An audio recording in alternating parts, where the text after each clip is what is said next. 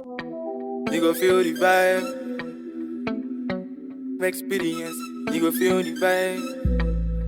Tell them. Experience. Feel that experience. Odum bring that experience. So link and vibe with the experience. This week on Experience with Odum. I remember that I used to enjoy the applause. You know, when you're a child and you do anything, you know, it's like the adults will just really encourage you. And so I remember that I always used to enjoy that applause Those fancy moments. Exactly, after you have done anything, you know. And I was quite a good dancer as a child as well. I think it was after SS, around the university time, when friends and family started having, you know, more organized parties and weddings and things like that. And at that time, there wasn't anything like a professional event MC. So you just look within your circles, and anybody you think they are not shy, they are confident, then, you know, invite them. So that's how it started for me. Plus, My goal at this point is just to build, you know, leadership and build a legacy. You know, where people can look at professional event MCing, irrespective of your background, as long as you genuinely have the gift of the art of MCing. from writing his contact details on piece of papers to becoming one of the best event MCs. Today on Experience with Odum, Kabutey My MC. Hello, you out there. So you're welcome to another exciting and edifying episode of Experience with Odum. Today, I have with me an iconic personality. I'm blessed to have him right seated here, and I know you'd also be blessed to see him on our show. We'll get into the nitty-gritties of how you could coordinate, master plan a whole wedding, a ceremony. And at the end of the day, we hope to be motivated by his experiences. So you join with me after this commercial break, and let's dive straight into the interview. You go feel the vibe. Experience. You go feel the vibe. Tell them. So you're welcome back to this short breather. Like I said earlier, today I have with me an iconic personality. I call him a godfather. I call him the master of ceremonies. I call him Ghana's most celebrated master of ceremonies. He's an actor. He's everything that you could define when it comes to dynamism. Yes. So today I have with me the one and only Kabutey My MC. Chairman. Yes, boss. Please. Popping. Thank you very much. A day, boss. A day. Thank you so much for having me. Yeah, you're welcome. I'm star cash right now. Oh, my brother. I'll start cashed. I don't know how to even start the interview, because he on a normal would welcome everybody to the show. But today I'm the one welcoming him I to know, the right? show. That's a blessing. Chairman. Yes, boss. A lot of people know you, but I think a lot of people would also want to know you more. We know you by Kabutey My MC, Alfred, Mr. Alfred Kabutey. Please, even who can see? Yes, great. But people would want to know who Mr. Alfred Kabutey Okansi is. How was growing up like? Who was young Kabutey? Okay. Well, Joel, thank you very much for having me on your platform. It's an honor, and I appreciate it very, very much. I was just a regular young person. I grew up in a very loving family, but with just my mom. So we're two boys. I'm the first of two boys who grew up our whole lives with our mom and a few aunties around. So my mom used to work with Ministry of Agric. In fact, she worked with Ministry of Agric her whole career. So we're in one of the government flats within the airport residential area zone. So yes, went there, went through school. I was a very active child. I think I was a very active child, but I also had I was a bit moody. Let me put it that way. Yeah, I had a bit of moods situation going on in there. It took me quite a while to kind of find myself and my personality and fit into the environment in which we were. But I enjoyed the whole experience growing up, going to school. I was at Engelbert Preparatory School. Yes. Oh, okay. So we shared. I say we're neighbors. Okay. I also went to Association International. Oh yes. Association is Mrs. Ayayi and Miss Card. That's right. Yes. It's on the other side of the same street. So yes, went through from nursery all the way to JSS in Engelbert, and then transitioned to Pope John for senior secondary school. That's great. Yes, I enjoyed a really great experience at Pope John, and then transitioned to KNUST for my first degree in biochemistry, and eventually went back again to do a master's degree in food science and technology. So basically, but I've always been a very active, extracurricular kind of person, arts-oriented, performance-oriented kind of person. And throughout my childhood, I got several opportunities to bring that out of me. And I think that essentially became my unofficial training grounds as far as, MCing events is concerned. You said one thing, you went back to Tech to study food science technology. Yes. Yes, my first degree is in biochemistry. Yes. So I'm a biochemist by training, and then I went back to do a master's degree in food science and technology. Food science technology, right? Yes. Masters in food science technology. Yes. Why? Why? Well, okay, so when I was going into university, I was a science student, and I'm sure it's still the case with a lot of homes and families. It's like when you're going through school and you do well, it's like almost automatically go and read science, that kind of thing. So that's what happened to me from JSS. That was the time we were writing 12 papers for BEC, and I was blessed to have 12 ones. So, it was just the natural evolution. There wasn't really a serious conversation or discussion about what do you really want to do and that kind of thing. It was just like, and my mom was into the sciences as well because of her agric background. So I kind of just followed through with it. But when I finished SS, then I knew that I needed to find a path that would lead to my career.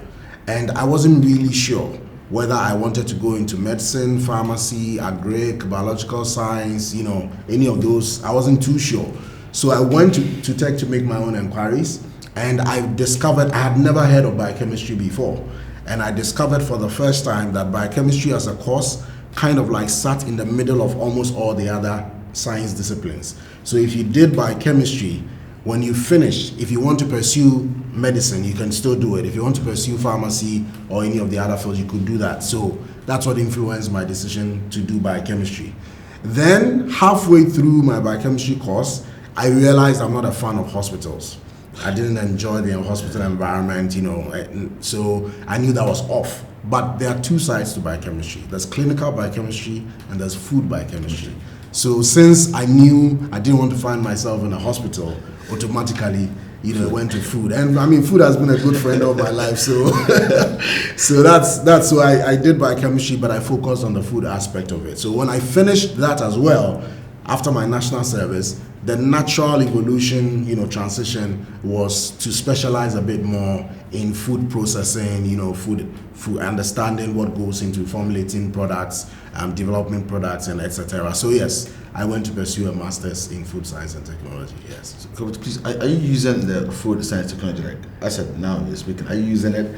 Well, as a profession. Okay, so when I get asked that question, I answer it that education is about two things. Yeah.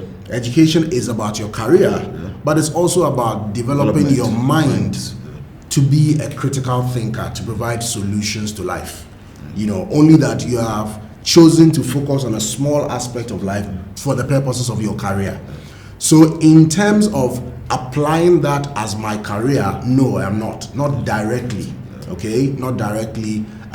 However, I believe that part of what has helped me, even in my creative entrepreneurship business that I'm doing, is all the soft skills that I learned and I picked up throughout my science education. Things like attention to detail, things like being analytical, things like trying to figure solutions out of a regular box, out of a regular environment, So those are things that I lean on heavily.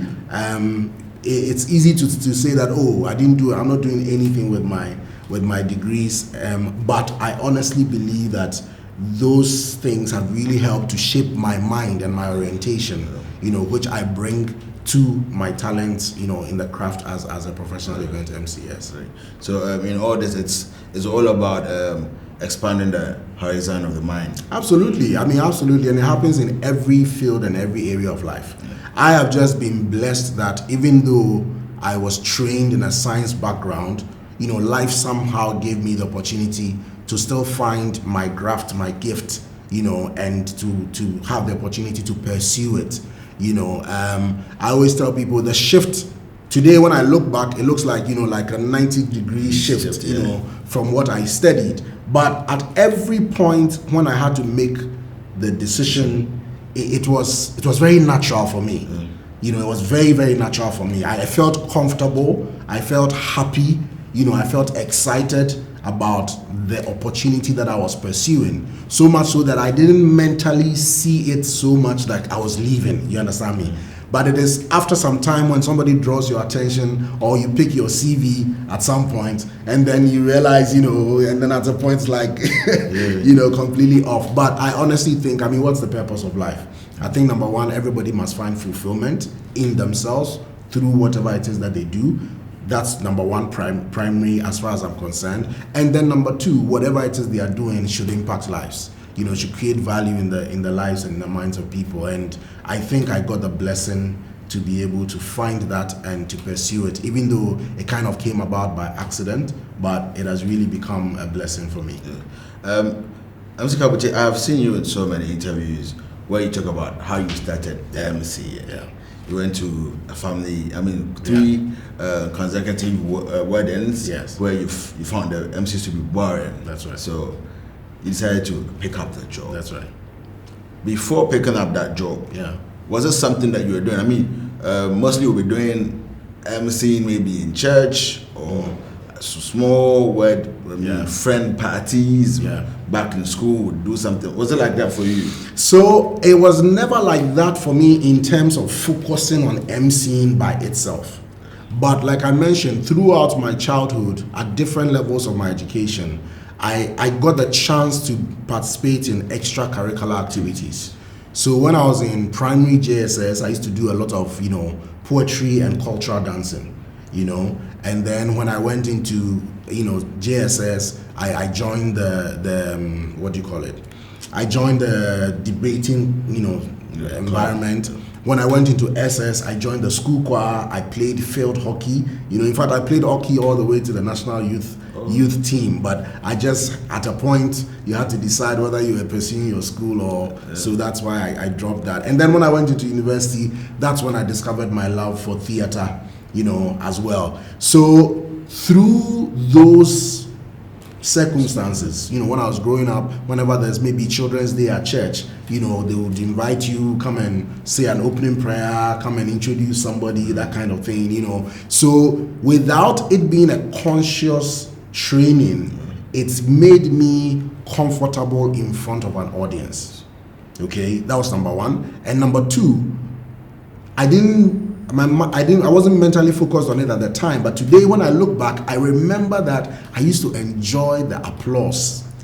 When you're a child and you do anything, it's like the adults will just really encourage you. And so I remember that I always used to enjoy that applause those fancy moments. Exactly, after you have done anything, and I was quite a good dancer as a child as well. So again, at home, whenever there were like family parties and things, wherever, it doesn't matter where, my mommy's friends and things, they will call me at some point in the party to come and dance in the middle, that kind of thing. So it kind of, all of those things. Then I think it was after SS, around the university time, when friends and family started having, more organized parties and weddings and things like that. And at that time, there wasn't anything like a professional event MC. So you just look within your circles, and anybody you think they are not shy, they are confident, then, invite them. So that's how it started for me. One or two people would invite me to come and, do that kind of thing for them. But I had never thought about it. It wasn't something serious. It wasn't something purposeful until that day when, under that environment, I just felt that the couple deserved much better for their wedding day, and at the same time, I kind of felt in my spirit, you know, that if this guy is the standard, I think I can do something better. The extra standard. You know, I can do something better. So essentially that was it. And you know, it's funny because at the time I had finished my master's degree. I was working with a development consulting firm, you know, so very unrelated, you know, field. At the time, you know, I'm doing projects where I'm helping factories to set up, you know, for processing and stuff like that. And here I couldn't get my mind off that event and how I thought it could be better. And somehow through that mental torture of the 2 weeks, eventually I just created a Facebook page, and that same day I had my first client. Yes. So show that experience, that first experience as a wedding MC. Okay. This time around you've been booked. Yes. How's the experience like? Well, so like I mentioned, the day I set up my Facebook page, I went to work around 7:30 in the morning, and I just created a Facebook page. There was nothing. There was no profile, no description, no video. Just created the name Kabutey My MC. And I remember, you know, choosing that name. I just wanted a brand name that also made a statement. Okay, so I don't know if you realize it, but if Gerald says, "Hey, I'm having an event, call me Kabutey My MC," Gerald is mentioning my brand name.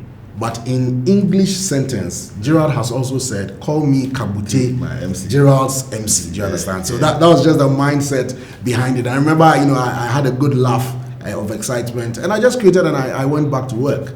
So around 1:30, about 5 hours later, I came back to check, and I had gotten my first request. So I remember speaking to the lady. She's called Myra, and I was like, "Myra, what even makes you confident I can do this?" And she's like, well, she has also been to several events where some cousin or some uncle or some neighbor was supposed to be funny, and it left scars for everybody. So she decided she doesn't want any familiar person. She's looking for somebody who says this is what they do. And she had asked around and not gotten anybody. So out of desperation, she also went on Facebook to type MCs in Ghana. And then my page popped up, and that was it. So I remember I was excited. I went to meet with her, and you know the funny thing, you know, life is interesting. I went to meet with her and her husband, only to realize her husband was my mate in Pope John. You know? That's amazing. It was just amazing. Yeah. So, but I remember going for that event. I mean, you know, her father was a military colonel. It was this nice, beautiful, big house in East Legon. And I was thinking for the first time in my life, listen, these people have booked you, they've paid you. So now you really can't, you know, you can't just mess up. There's no excuse. You can't. You have to deliver. So I remember trying to do some research on the internet, but there was really nothing substantial, you know, focused on MCing that I could connect with. So I decided to just go into my own head. You know, I created my own program outline for different events. You know, for weddings, for corporates, for, you know, outdooring. For, I think I've got about 9 different events. And then I picked the one for wedding, and then I was like, okay, so first item, maybe like opening prayer. So how will I do the opening prayer to make it different, to make it effective, to still keep the order, but keep the excitement? So I went through that for every single item I had on it, you know, on my schedule. And then I went and discussed with them. And so I was excited, looking forward to the day. But I tell you, my brother, I was anxious as anything. Yeah. I was really anxious because the stakes were high. Yeah. You know, this was a real event. You know, you have gone to do that you can do better than somebody, and now here it is. But I remember that all that, you know, preparation in advance, the rehearsal I did, the thinking through, you know, I remember standing in front of the mirror and just, you know, going through. So on the day when I showed up, even though I was even more anxious and very tense, you know, than when I had thought about it earlier, but I kind of like started operating on autopilot, because I had rehearsed it so much, I had thought about the event so much that I knew what I was going to do at every point within the event. And that's something that I also brought from my theater background, you know. I'd been with them. I had just joined Riverman Production as well at the time, and I remember one statement that Uncle Ebo, who's the director of Riverman, I mean, as we all know, the biggest theater production company here, and one of the things he always said was that rehearse so much that on the day you don't have to think about what you're doing. You are just on autopilot. So I think that's what happened with me for the day. And so I remember when we showed up to the event, there were probably about 300-400 people there. You know, very 400 people. Yes, you know, very distinguished people, great crowd, great environment. And then I went there to do my stuff. And I chose to be minimalist but effective. Try to keep the order, but keep the fun. You know, still keep it classy. You know, attend to the mature people and then still attend to the young people in the crowd as well. So it really worked well. And I think right from the beginning of the event, almost because people attend weddings a lot. So right from the beginning, I think everybody kind of felt like, you know, this was different. You know, this was different. Like, you know, and most of the time when people went for events, they got easily distracted away from the MC. You know, but I think for the first time for most people, they kind of felt themselves paying attention to the MC. And so people started going to the bride to ask her, who's this guy? What did you get him from? Is he your family? And she's like, oh no, I saw him on Facebook. So then they will come to me, ask me for a number. And I remember I didn't even have a card or anything. So I had to take a piece of paper and then wrote my number. And it's funny, it went so well that first day. Right at that event, I was booked for 6 other events. I was booked for 6 other events on that first event. This is where opportunity meets preparation. Absolutely.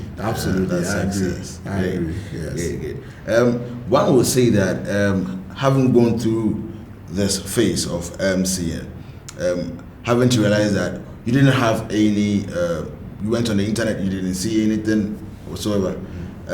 Has it once struck you that let me just organize an MC seminar where we could gather a lot of young guys who are interested in MCing.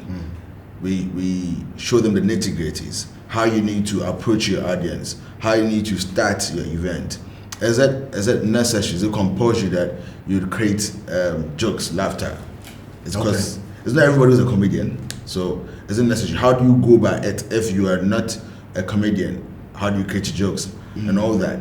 Has it once crossed your mind that yes, I just do something like that? Yes, absolutely. I mean, even if I hadn't thought about it myself, I get approached so often, you know, by so many people. You know, I get a lot of messages through social media, emails, people call, you know, requesting to be trained or to be mentored or stuff like that. So initially I was a bit reluctant, or I wouldn't necessarily say reluctant, but I kind of felt that it wasn't the right time, you know, because I think, I mean, yes, I had the opportunity to be first entry as a professional event MC, especially one without a media background, you know. So yes, I become a highlight, you know, for a lot of people, but I felt deep down within me that I still needed some grounding, some more experience, you know, along the line. So initially, I kind of just stalled on the idea. But right now, I have absolutely embraced that idea. So literally, as we speak to you, I'm putting together a training program.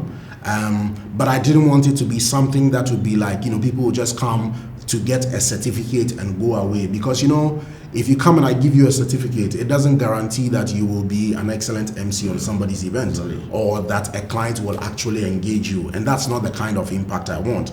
I really want to be able to impact people who truly are passionate about the craft and are willing to work on themselves to become good at it so that they can create commercial value out of it if that's what they want to do. So from that point of view, I decided to create a video training series. Because unfortunately, you know, my schedule and other things also compete on my timing. So I'm not sure that a one-on-one or a physical long-term, especially now with COVID and everything going on. Direct exactly.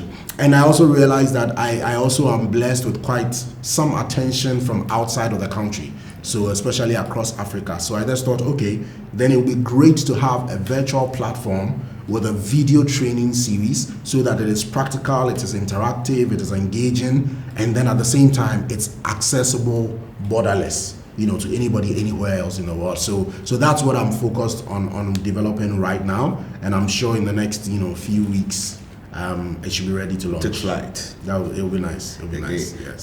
So Mr. Kabutey, having to, go through this point this process of MCing to date, what has been that focal point of conversation when it comes to MCing in Ghana? Like currently, the focal point from when you started to now.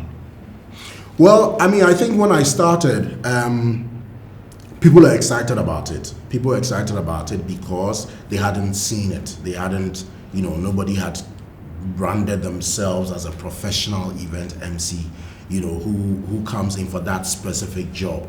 The good thing is that I think I was blessed to start just at the right time as well, because I remember after that first event, those 6 events I mentioned that I had been booked for, they were all about 6 months down the line. Do you understand? And I knew, after that first event, I was so excited, I couldn't wait for the next event, and I didn't want to wait for another 6 months before I go to. So what I then decided to do, I decided to create a small portfolio for myself. And again, this was something that I learned from my development consulting background, preparing proposals for other companies and things like that. So I just put together a small brief about myself as a craft, and then I approached, the big event organizers in town at the time. So I remember I approached Jandel Limited, I approached Planet Ghana, I approached Unique Floral, along the line, Think Mahogany came on board, and all the other brands. And the great thing, the reason why I said I think I was blessed to start at the right time was that, the event planners and the event organizers at the time, they could control almost every other aspect of the event. But when it came to MC, then because there was nobody like a professional, they had to rely on the couple or on the company for them to bring somebody to come and be the MC. Meanwhile, the MC is literally the face of the entire event. And yet that aspect is out of your hands. There's a chaperone. So if the MC comes and does a bad job, it reflects badly on everything and everybody else. So when I approached them, even though initially they were skeptical, and naturally they will be, because I didn't have anything to show. I didn't have any videos, I didn't have nothing to show for it. And plus I wasn't coming from an entertainment background or a media background where they could, at least connect to something. But eventually, based on the conversations we had, they took a big risk with me. And I always thank Jandel and Planet Ghana especially, because they were the very first two who decided to take a risk and give me a real event for me to host. So when I went and hosted those events and they saw the difference, they saw how the mood, the order, and even the excitement and the emotions, they became my number one, referrals. They kept referring me to different clients, and through that till now, now the environment, the craft has become attractive. And of course it's attracted a lot of people, some who are truly passionate, some who see it as just an easy way to make money. And obviously when you come with it just from that point of view, it may not always be the case for you, because you need to deliver value before you can attract the value that you desire as well. So but I think today the craft has become something. My goal at this point is just to build leadership and build a legacy, where people can look at professional event MCing irrespective of your background, as long as you genuinely have the gift of the art of MCing. Because you see, there is the art of MCing and there's the science of MCing. I can teach you the science. The science is about what to do, how to do it, when to do it, that kind of thing. I can teach you that, but I can't teach you the art. You have to come with the art. You have to come with the gift of the art. It's just like a footballer. I can teach you, a coach can teach you how to kick the ball, but when you are standing on the pitch and somebody is coming to attack you, the coach, you need to just use your own talent. So that's the thing. And I think that once that environment or that professional outlook is brought to bear on it, I think it becomes even more attractive, it becomes even more respected, and it becomes something that somebody can truly build and say, this is who I am, and they will be accepted, respected, and valued just on the basis of that. So at the end of the day, we are just not looking at the science of it. We're looking at the fact that people would accept you, find yourself as to who you are as a personality in in your act of becoming a good MC? Yes, I mean, for any prospective MC, yes, absolutely. I tell people the very first thing you should think about when you decide, if you decide that you want to be an event MC, the first thing, it's not about the microphone, it's not about the event, it's not about what to wear, it's not about any of those. The first thing is you need to know who you are, what kind of personality you are, and how that personality either serves as an advantage or a disadvantage for a particular kind of event. Great. Because that is the underlying basis. You see, because the craft of MCing and the personality of the MC, there's only a small line, a fine line between the two. Right. It's almost so interlinked. The thin line. Exactly. So you should know who you are in your personality and your natural disposition, so that you can now be conscious that if I'm going to MC a social event, then I probably need to tame my corporate prim proper side, and vice versa for if it is a social event or a corporate event. You understand me? So you need to be conscious of that, and then you build on the rest of it to help you. But my goal is for MCing to become respected, to become appreciated, to become something that anybody who wants to do takes it seriously, learns, invests themselves into it, and can create some really good value as well. Great. MC Kabutey would go for a very short breather. Before we go on that breather, there are these three things that would look at after we come back from that short breather. We are going to look at the passion without holding the mic. Okay. Then the positives it has come with as an MC. Then the third one is, what about yourself? Do you work on the daily basis? Okay. Great. So, like you had it right here, we'll go for a short breather, and when we come back, we'll dive straight into these questions. You go feel the vibe. Experience. You go feel the vibe. Tell them. You're welcome back again from this commercial breather. Like we said earlier, we are going to look into. We're going to talk about his positives. Aside the mic, what does he do? Then what he works on a daily basis in improving himself as a personality. So you're welcome back again. So Chairman, please. Yes, sir. Let's go through what we discussed earlier, the questions for our people to know what exactly goes into you without holding a mic. What do you do? As in, what did I do outside of MCing? Yes. Okay. The passion. Okay. The passion if you're not holding the mic. Because I know the mic is like a passion right Yes, now. yes, it But is. if you're not holding the mic, what are you doing? Well, I mean, I naturally, I love everything in arts. Every aspect of the arts, I love it. I love music, I love movies, I love theater, I love radio, TV, I really love the arts. So I open myself to consume the arts. But yes, I'm a family man as well. So I'm married, I have kids. So of course they take a lot of my focus and attention as well.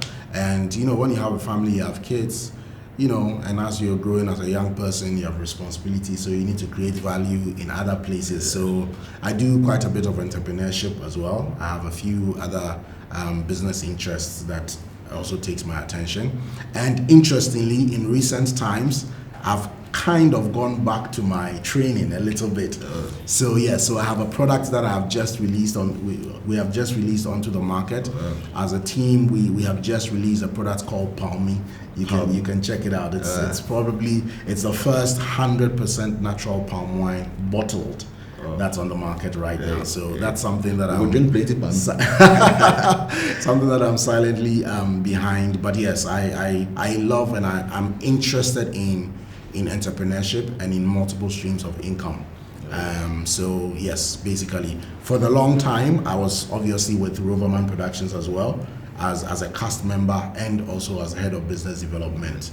But yes, at the moment I'm focused on my entrepreneurship. I know you love traveling too. I love traveling. Yes, you're absolutely right. I love traveling. It's only time and money that limits that a bit. But yes, I love traveling. I love people. I love cultures. I love food, taste, music, all of those things. So really, that's traveling is something I want to do so much more of, in the future as well. And what about yourself? Do you work on a daily basis to make yourself perfect? I mean, would say that there's nothing like perfection. Yeah, I but agree. one person would also define that there's another school of thought would say perfection comes from where your thoughts and what you base your mind on. That so far as I've been able to do this, then that's perfect to me. Well, I think that one of the things, I think for any person, for everybody, one of the things that we should all be focused on is to be present. Okay, when I talk about being present, you see, a lot of us are focused on tomorrow and are also focused on yesterday. And the challenge about being so focused on yesterday and tomorrow is that you forget that today is the tomorrow of yesterday. Do you understand? Yeah. And yesterday is the today of tomorrow. Yeah. You know what I mean? So I try to, yes, I plan, yes, I review myself, but I try to live in the moment. I try to be attentive to today, to what's happening with me now. So in my engagements with people, in my business transactions and dealings, I want to be here for here. I don't want to be here and my mind is somewhere else. And I think that helps me to keep my focus in a general sense. That's in a general sense. Relative to events, I take it very seriously. I won't lie to you. Up till today, I still rehearse before I go for an event. So yes, I've been blessed to do, this is my 10th year. I've been blessed to host over 1,000 events within the last 10 years. So there's a lot of experience I can draw on. But I don't take it for granted that I'm going for an event, so I just wait when it's time, I dress up and then I just go and then I pick up a microphone. No, I do plan ahead, I do prepare myself, and I still get anxious and nervous at every event. I won't lie, every event I still get anxious. Only that now with experience I can hide it better, and the moment I start I get over it very quickly. But I also have my personal strategies for countering, those nerves. But all it tells me is that despite how long and how many events I've done this for, it's still important to me. I still take it very, very seriously.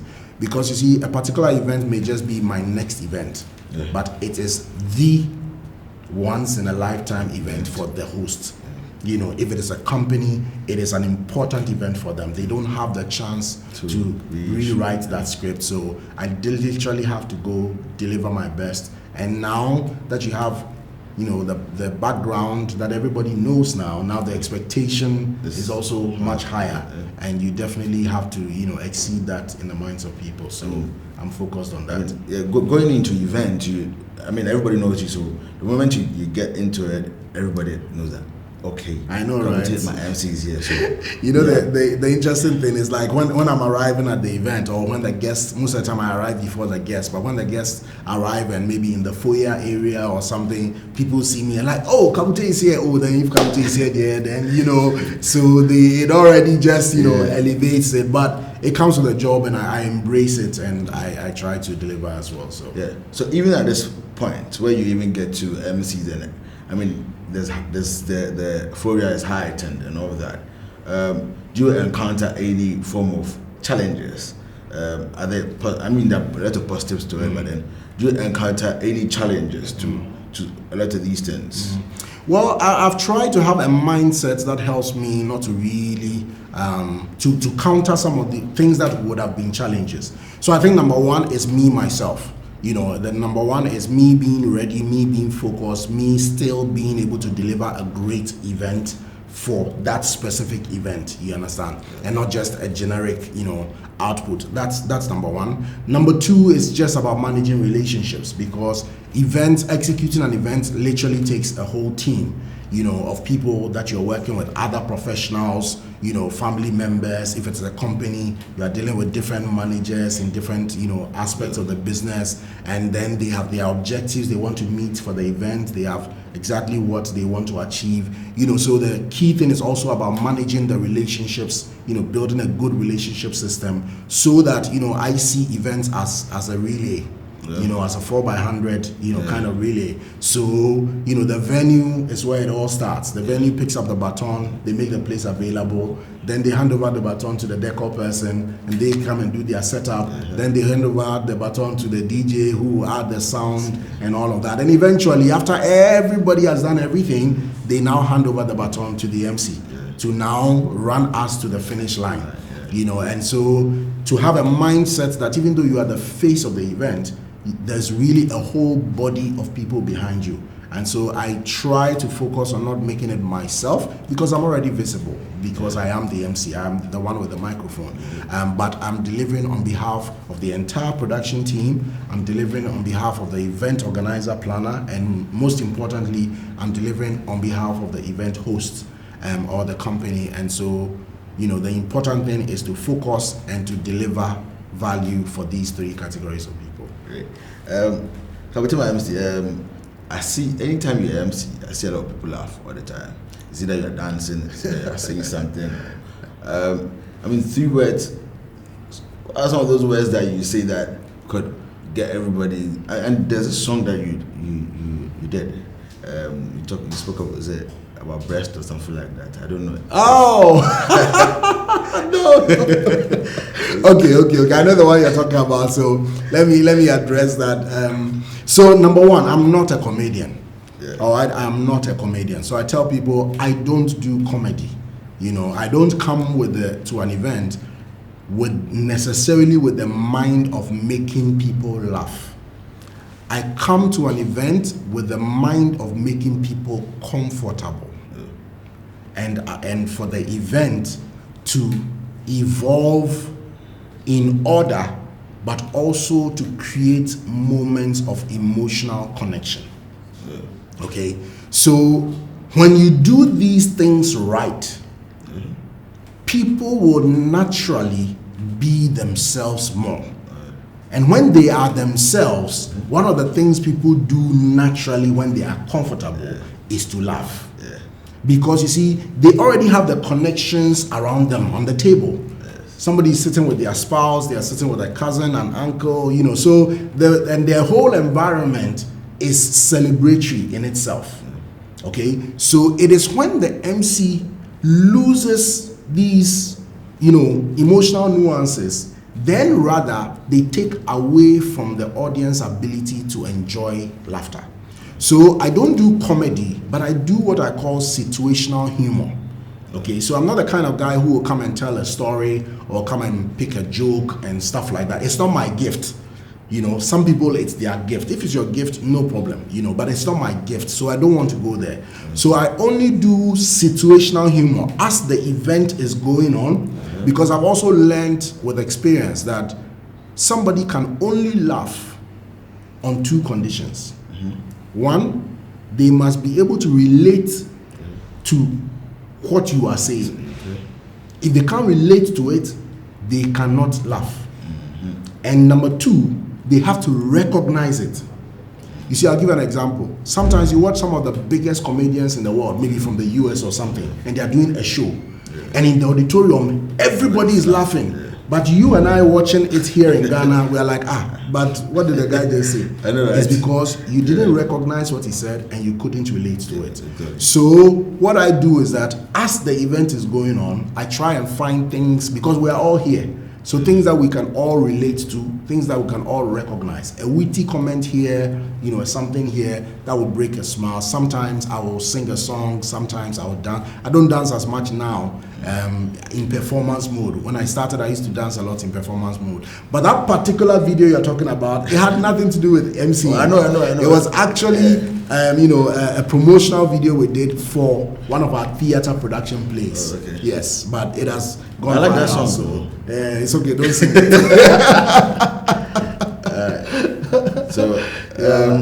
So that's good. That was good. So we are getting close to the end of the show. Sure. There are three things that I want to ask before we do a wrap up. So we'll go on a very quick commercial break, a very snappy one.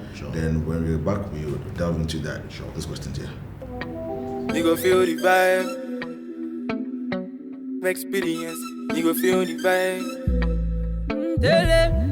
So welcome back from this commercial break. So we have some three questions we want to ask you. The first one: if you're to be booked by Akufo-Addo, president, and Odum 432 on the same day, who would it be? Okay, so I love this question because the choice of who I go with is not determined by me. Okay.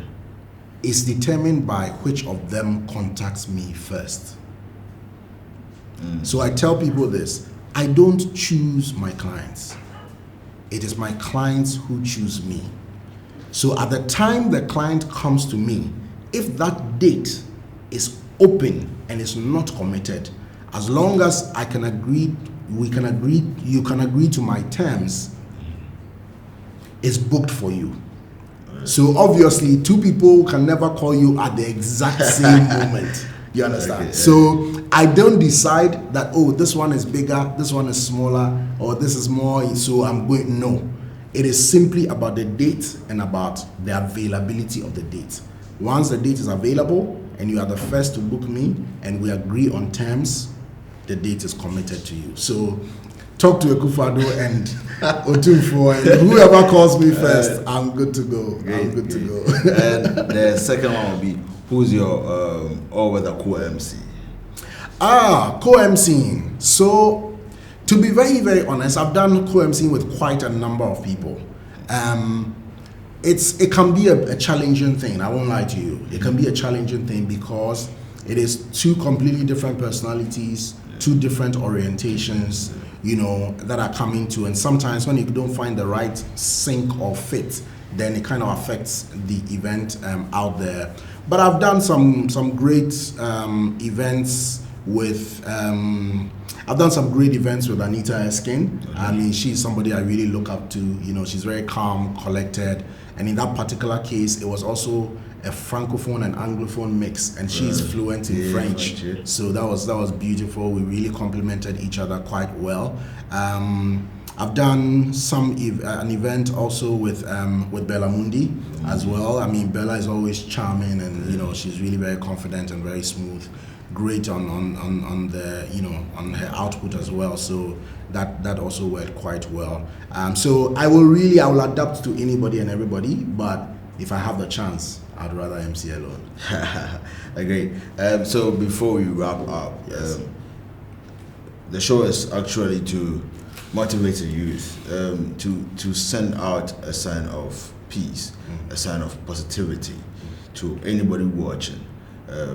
As you have been there before and still hoping that you'll be there in the next 20 years to host probably 2,000 weddings, events and all that. People are there coming up. Someone wants to start. People who are struggling and all that. Your three nuggets of wisdom to anybody out there who wants to start a craft. Okay, so I think the first one I've mentioned already. Number one is you should know yourself, your personality, and be able to understand how it serves as an advantage or a disadvantage for a particular kind of event. That's number one. Number two, you need to create opportunities for you to exercise the craft. If you're choosing to get serious with it, you need to create opportunity. Nobody will give you their event as a test ground. So you need to create your own test ground. Find opportunities. If you are in school, with your school, if there's something to be done, offer your services. If it's a church, be a part of the planning committee and host events. Be even just an announcer in church. Things like that. If your friends are going for a small dinner somewhere, offer to MC it. The more you create that environment, the more that creative aspect of your mind will exercise itself, so that some of the things you may have picked and learned from training and from other people that you look up to, you can put them into practice. Because it's one thing hearing about it, it's another thing putting it into practice, because you need to make it your own. That's the second thing. The third thing is, maybe I'll combine two things in the last one, which is build valuable relationships. Build valuable relationships. Especially as an MC, every vendor is important, but especially your MC, your DJ, your band, and whoever the main event planner is. I think these are critical relationships that you build, because also our industry is also referral based, so that goes a long way. And then the last one I thought was, listen, whenever you are blessed with an opportunity to host an event, just kill it.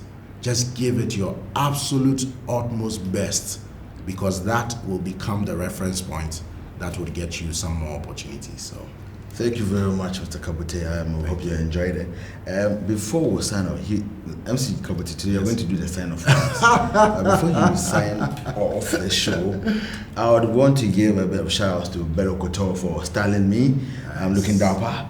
Yeah, so if you want this outfit, you contact Bello Couture, he would hook you up. So MC Kabutey is going to do the sign off for us today. So I'm leaving it for my godfather to bless us on the show. All right, what's up? Greetings, everybody. My name is Kabutey Okansi. Call me Kabutey My MC. It's been an absolute delight today being a guest of Gerald on Experience with Odum. I pray that you enjoyed a great time with us. Stick with us every week, and together, let's learn some great value. God bless you. All the best. Peace and shalom. You go feel the vibe. Experience. You go feel the vibe. Tell them. Experience. Feel that experience.